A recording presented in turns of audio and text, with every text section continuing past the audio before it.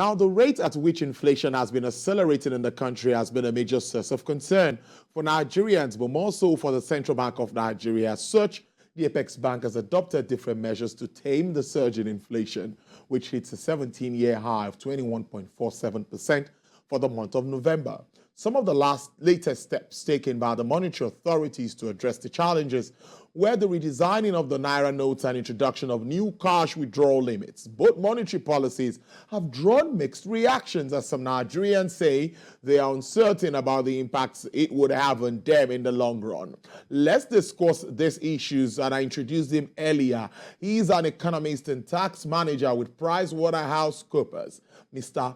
Abiodun Kayode Ali. Yes, I stayed so much on that. Abiodun Kayode Ali. Thank you so much for your time. It's good to have you in the studio as usual. Thank you for having me today. I wouldn't say I would ask you what you were expecting for inflation, because obviously there wasn't going to be a decline with what we've seen in recent times.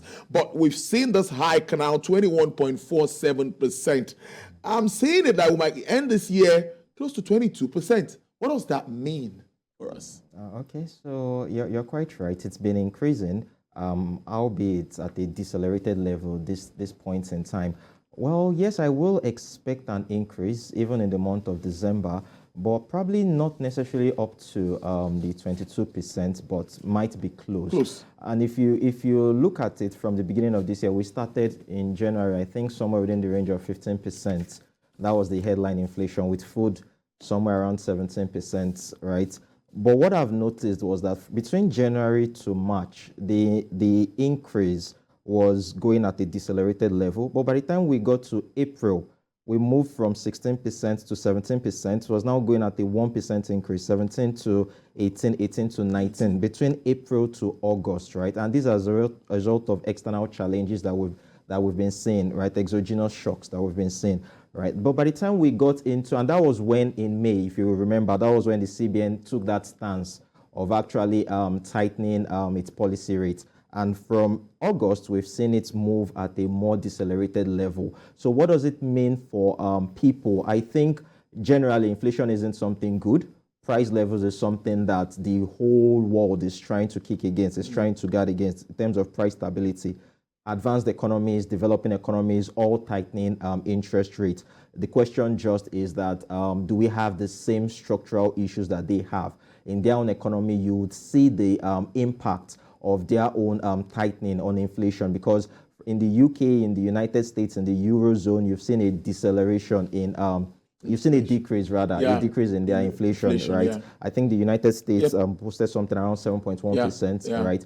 But in Nigeria, we've actually, in fact, it was quite interesting when I realized that in sub-Saharan Africa, Nigeria, Zambia, Ghana, were the only countries that actually experienced an increase for the month of November.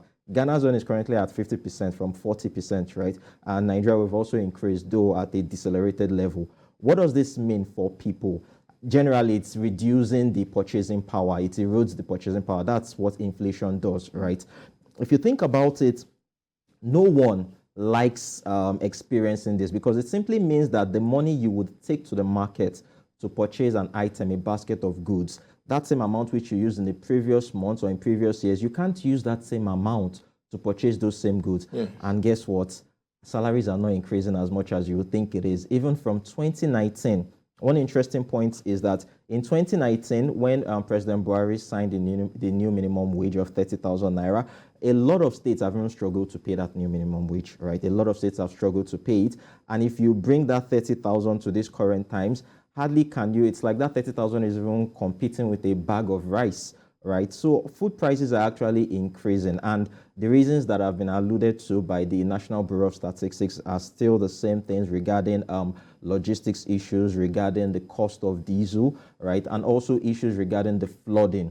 And to some extent, we're getting towards the festive season, right? So there is also the festive induced demand of people trying to get things ahead of time, right? So a lot of people are actually struggling, and like the World Bank had predicted right from the beginning of this year, the inflation is simply going to throw a lot of people into poverty. The World Bank forecasted that for the first 10 months, about 5 million people had been thrown into poverty. That 5 million people, you are adding it to the 91 million existing 91 million existing people that we had Yeah. who were actually below the poverty line. And what is even this poverty line we're talking about? We're looking at $1.90 per day. And if you convert it to monetary times using the parallel market rate, you're looking at something of 1,400 naira. Ask yourself, what can 1,400 naira do to you or do for you in these current times? By the time you transport yourself from beggar to the island, you've actually exhausted that money, right? So it's really shocking, and it's really worrying. And do I see things getting any better within the short space of time? Well, I guess only time can tell, really. Time can tell. Food inflation also rose 24.13% from 23.72%. A lot of issues around that, the effect of floodings and all of that. Have we started to feel all of that? And if we get into that, what are we likely to see? The CBN maintains that all interventions are still very, very impactful. That's what they're saying. Also, the honest truth is that interventions, but how many people are even getting those interventions, right? We've heard a lot of people come out to discuss. I think there was a recent presentation with respect to farmers. They had a presentation somewhere in Abuja recently, and what they've said is that most of those interventions, about 50%, doesn't actually get to them, right? Some do get to their farmers, actually do get some of them, but not all of them get those interventions from the central bank. That's one thing. Then if you look at it also, it's actually the farms, right? The farms of a lot of people who probably don't even have access to these funds, right? The farms of a lot of people have been destroyed by the impact of that flooding. And apart from that, another reason for the increase in the food, in the price of food that you see also has to do with the logistics concerns, right? So by the time you look at it, right from the farms up till the market, right, you have to consider the logistics with respect to the supply right down. And if you look at it, the roads were also impacted during that period of the flooding from the Lagos Dam, right? So the roads were impacted. All these things, the cost of diesel as well, right, which is used in transporting most of these food items. Diesel prices are still high, right? So all these things are being factored into into the food inflation. And like, if you consider it, food is actually the item that most individuals actually spend their resources on, food and transport, right? So a lot of people can't, they just can't afford these things, right? So the food inflation, apart from CBN having its intervention, I think we also need more intervention, especially with respect to our farming practices, right? Most of our farming practices are still at the subsistence level, right? A lot of awareness, a lot of support needs to be done for these rural farmers on how they can be more efficient in terms of crop production. So I think all these things are actually quite important, right? So that's what I just simply say. It's not just the CBN's intervention that will do the work, but I think a lot more needs to be done in terms of supporting them with respect to knowledge on how they can be more efficient in farming, and also those logistics issues, which are very important, because, like I said, a lot of this produce, right? A lot of this produce that we see, a huge chunk of them actually get damaged on the way. Storage, preservation, issues. All these things, they're quite key. Yeah, very key if we really need to get the best from the agricultural space. Losses and all of this. Well, let's move into something that is also, of course, topical, and the central bank is also thinking that is one of the ways to maybe rein in inflation, reduce money in circulation. We don't know which is which, but a lot of discussions and submissions from analysts and economists like you. So your view will be very important at this point. The cashless policies, that's what I would call it, because we're reducing it to as much as 20,000 and 100,000, 100,000 for week individual and 500,000 for companies. But where I'm going is, do you think that this would actually help the central bank to gather all of the monies out there? Because the percentage of money that has even come back into the vault is not as much as what is expected. I think around 3 trillion naira is what they're looking at. I don't know where they are at the moment, but as the last check, I'm not sure it's more than 1 trillion naira. You're quite right. So the CBN governor, Governor Emefiele, actually did say that a lot of money is in circulation, right? And he said out of the 3.2 trillion that is actually out, we have about 2.8 trillion outside bank vaults, right? So I think the policy actually is quite good. The policy is quite good in terms of trying to have its impact. So the Monetary Policy Committee, they've actually been taking a lot of steps in order to rein in on inflation. But the thing is, how potent are those steps? And in trying to ensure that there is that potency, there is that efficiency in whatever steps or measures they take on inflation, they have to do what they are doing currently. Because if most of these monies are actually out of the vault of the deposit money banks, they really won't be able to achieve their impact. But one thing you also want to think about is does the redesign of the currency, and I know these are questions that have been asked, does it actually help to rein in on inflation, which is currently at 23%, right, 23.4%? Does it actually rein in on inflation? So the thing is 21.47%. Sorry. Please. Yeah. So the thing is, if you look at what are the major drivers of inflation, about 70% of that is caused by exchange rate pass-through effect, right? Nigeria being an import-dependent country. So these are the key things, the major things that is actually responsible for inflation. Then the next thing we look at has to do with diesel, right? Diesel and fuel. Then if you want to look at the impact of money supply, it's somewhere within the range of 5%. Right, so that money supply is not really the key thing, and that's why I listened to your report, the news report, where you talked about Dr. Muda Yusuf trying to explain that it's because not necessarily so that they don't tighten it anymore. Because exactly. The CBN might want to tighten. The central bank governor said he will continue to increase rates if inflation continues to go the other way. Yeah, and he was asked at the last Monetary Policy Committee, and he was even told, and he himself alluded to the fact that in truth, the problem behind the inflation is not actually as a result of credits in the economy. No, it's more of a structural thing, a supply thing, productivity, and which is exactly what Dr. Muda Yusuf also said, right? So it's not necessarily that this is going to curb inflation. What you've simply seen, what you've simply done by the redesign, it has its own benefits. You can't take that out.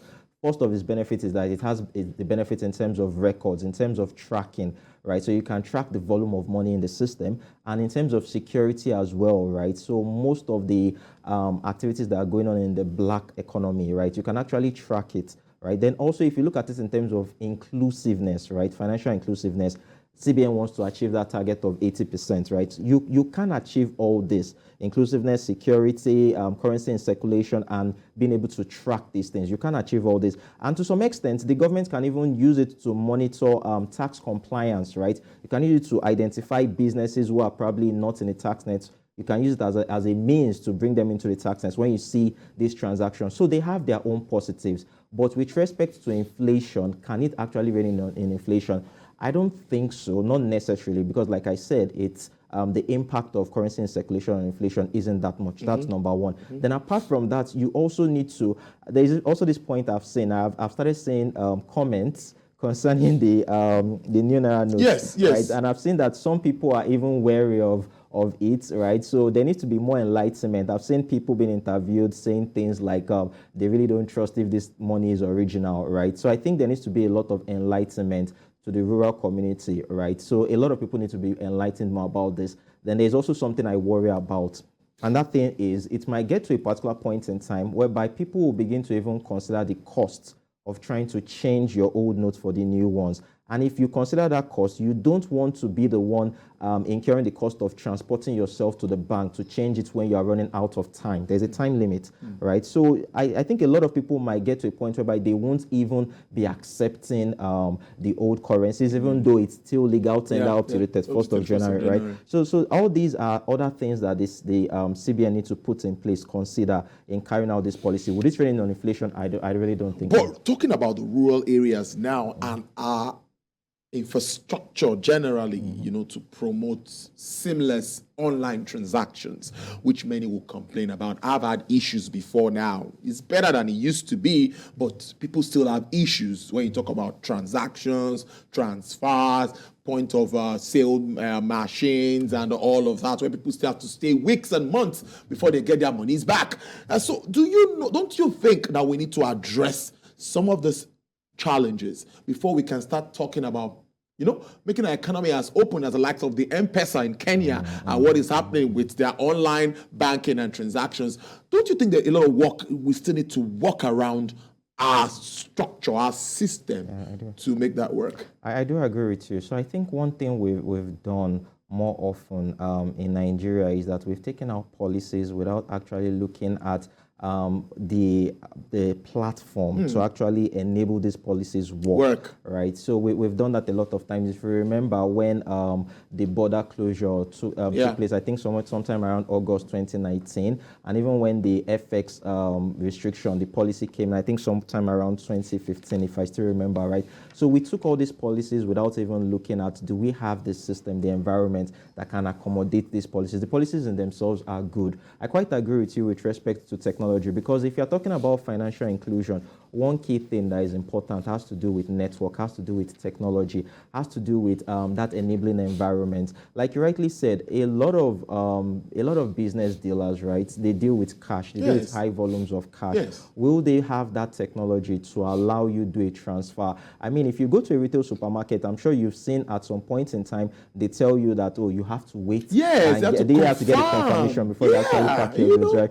And it actually takes it takes a lot of time, right? So at times it doesn't even come. Exactly. And you might be forced to say you have to pay. No, we've not gotten it. I've been debited, and the argument starts. In fact, it even gets more interesting at the point where they now tell you that at some certain banks, you can't do transfer if you are using these certain banks, right? Which kind of complicates issues, right? So I think a lot needs to be done with respect to working hand in hand with the telcos, right, the telecom companies, such that they ensure that there is that enabling environment so that you can easily process transactions seamlessly, right? Then there needs to be a lot of enlightenment. We are here in the city, we are discussing this, but how much people there in the rural communities are able to understand these issues, right? So I think it's something that it's quite sensitive, right? And I appreciate what the CBN governor said with respect to it being a kind of trial thing, whereby they will be making adjustment as time goes by. But I just hope it won't be too late, right? And it won't get to a particular point in time whereby it will now look like an action that one will begin to regret, right? But I just believe that it's important they work hand in hand with the telcos at this point in time.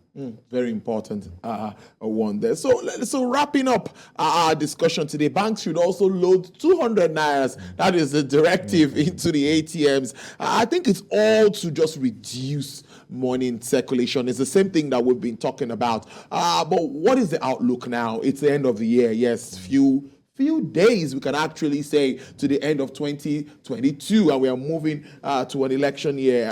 What are your projections? What is the outlook for you, generally? Okay, so for me, generally, if you look at this, if you even consider the inflationary impact, right, a lot of people won't even want to spend, right? And a lot of people, because of the festive season, right, a lot of people would actually be buying things in bulk, right? So in such a way that they can actually reduce their cost. That's what I see. So inflation definitely, it will increase, right? It will increase, and the reason why it will increase marginally also will be because of the transport effect, this PMS, right? You know, a lot of people make use of fuel, right, for their businesses, and the costs have gone up during this period in time. I think I heard this morning in Kaduna that it's selling somewhere within the range of 300 naira per litre. Even in Lagos, some places it's 250. Exactly, right. And if you look at it, it's also impacting on manpower, on productivity, right? Because a lot of people would spend their man hours queuing for fuel, right? So from what I see, I see two things. The first thing I say is that there is definitely going to be inflation, because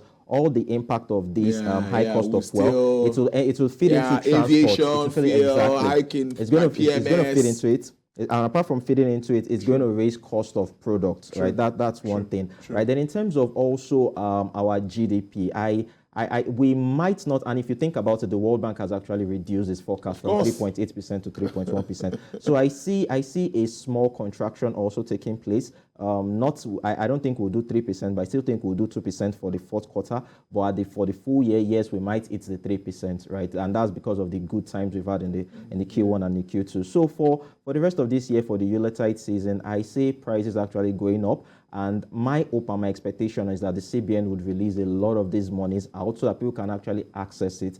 And I hope also that the CBN will do a lot of education so people can accept it. Right, so these are the things I see before the end of brilliant stuff there. Interesting chart as usual with Mr. Abiodun Kayode Ali there. He's an economist and tax manager, PricewaterhouseCoopers. Thank you so much.